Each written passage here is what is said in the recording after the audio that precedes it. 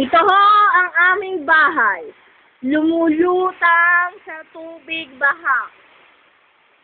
Walang nailigtas na masyadong gamit. Ito ho ang aking tito. Yan o. Ang aming kabahayan ay lumulutang. Ito ang aming kwarto. Nakita nyo? Grabe ho ang ginawa sa amin.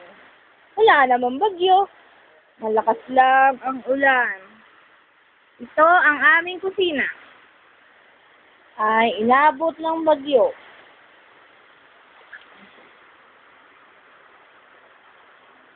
Yan.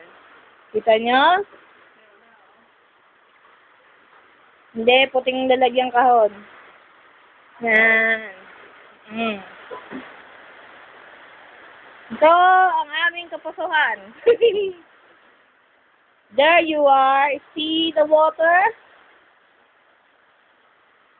Grabe. Ang aming.